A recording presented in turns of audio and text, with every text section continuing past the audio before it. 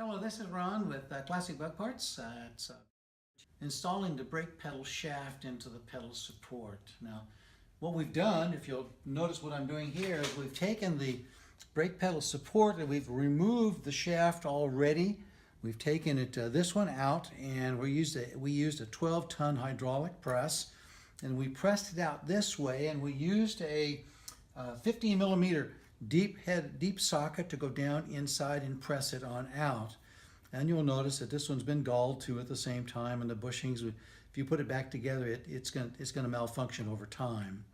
Once you have it apart, you can get it sandblasted like we did right here. It looks kind of nice and clean when you do that. So, and then if you want to paint it, you can do that too at the same time, but that's up to you. What you want to do is you want to make sure that you deburr the areas around here. This is where we're going to be putting the shaft through here. So you can get yourself a deburring tool over at Harbor Freight for a couple of bucks or so, and then you want to go through and just make sure, go around it and make sure there's no burrs inside the edge right here to obstruct the movement of the shaft, and then do the same thing on this side right here. And then also what you might want to do is to take a file and just go ahead and go across the surface area to make sure that there's no burrs anywhere. You'll see I've done that already.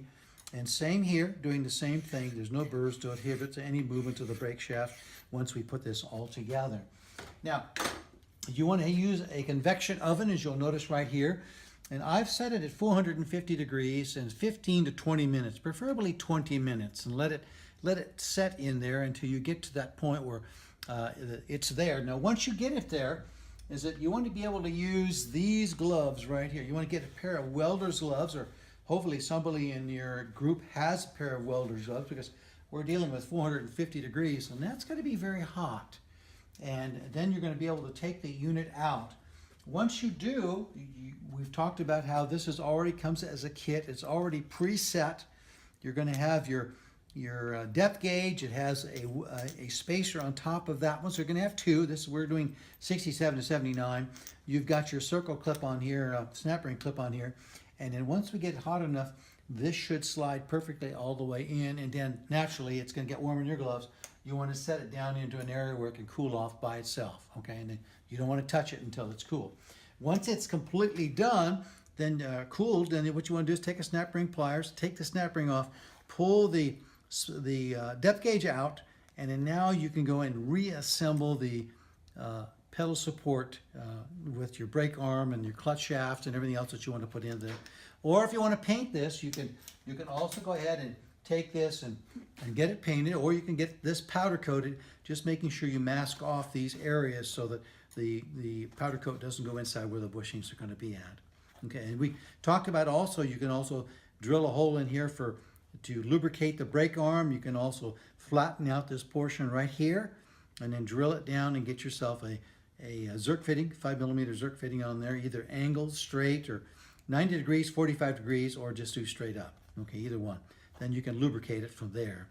When it comes to grease, say you're not going to do that, the grease that I'm using when I put that together is I use a multi-purpose lithium grease, okay, and I lubricate the brake arm and then also the clutch shaft too at the same time when I'm putting ours in there, to make sure you get a good bond in there, a good film in there, so you're not going to have that metal-to-metal contact. But you want to make sure you use that, okay? A grease, something similar to that. It doesn't have to be that one, but something similar to it. We still got a few more minutes to go, so we want to wait till we get to that time, and then we'll go from there. Okay.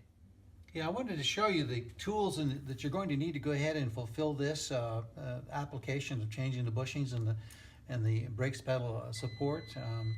You're going to need a drift punch, and you can pick out what size you would like to have. You need a file, a deburring tool, possibly a small screwdriver to get the snap ring, help with the snap ring, and then you need a snap ring tool to take it off, a naturally appropriate hammer.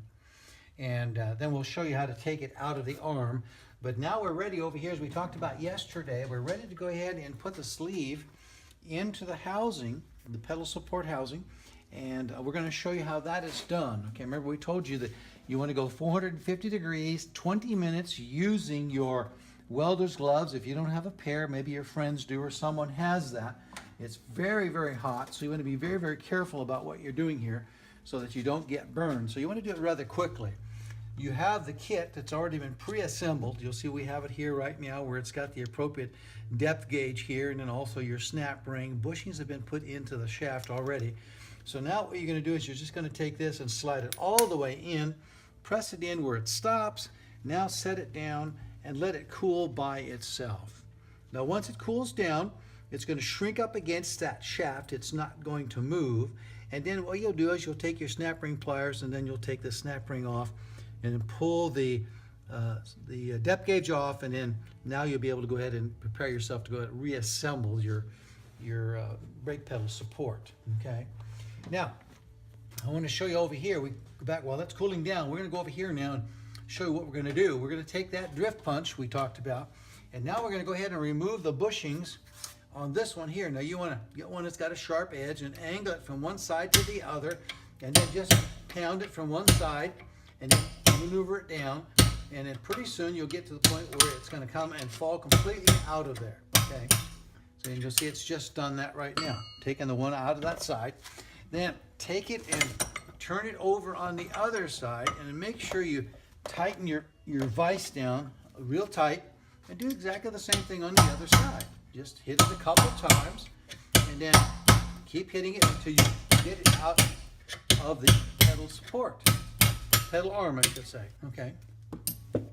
Now that you have it out of there, what you want to do is you want to take your file, and then you want to go across the surface on the top here, making sure that there's no high spots that may have developed from the use of that brake arm over the years. And same for this side, because this side is the one that is going to be up against the pedal support.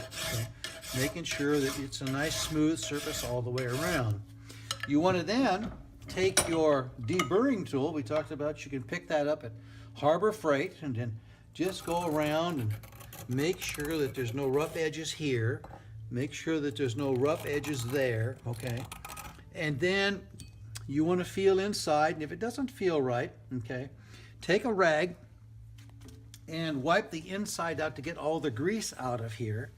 Okay, because you don't want to use sandpaper on that grease. It's going to take it out, and take sandpaper like we showed yesterday and roll it up kind of like into this, and then put it in with your finger, and then just roll it around like this and smoothen the surface out so everything is very, very nice. No high spots to inhibit the compression of the brass bushing back inside. Now once you have that done, you're going to go ahead and take your brass bushings. Right there. You're going to take your brass bushings now, and you're going to use that same vise, and what you want to do is you want to open it up wide, just like this, and then you want to kind of just get it centered in there, just like this. And then now you want to use the vise to go ahead and squeeze it into position, okay? And go slow, and just keep doing this, okay, until it bottoms itself out, okay? Never using a hammer to smash it in there, because you're going to end up mushrooming. You're going to end up mushrooming the bushing, and it will never do what you want it to do. Do it on the opposite side, same thing, okay? Open it up wide enough, okay? Set your brass bushing. It kind of wants to go in there right now, just the way it is. Do the same thing using your vise, okay? And then slowly just start tightening it up, and you'll feel where it's going in properly, okay? It's not fighting itself. It's going in very nice, with a nice snug fit, okay? Then take it till it ends, and making sure that it's got all the way down, okay? If it hasn't, you don't think it has, put it back in and just move it a little bit further away, and then tighten it on down from there, okay? Now you're all set to go, okay? Now you can send this in, get it powder coated, just have them put the plugs in here, sandblast it and do the plugs, and then you can get it powder coated so it's nice and black, just like we did on this one right here. You can see what we did here. It's powder coated, looks very, very nice. Same, this is a 58 to 66 arm, and then like this one here is your 67 to 79, where we've powder coated it, but we put the bushings in first, and then we had them plug it off, and then it comes back just like that, ready for assembly. Okay.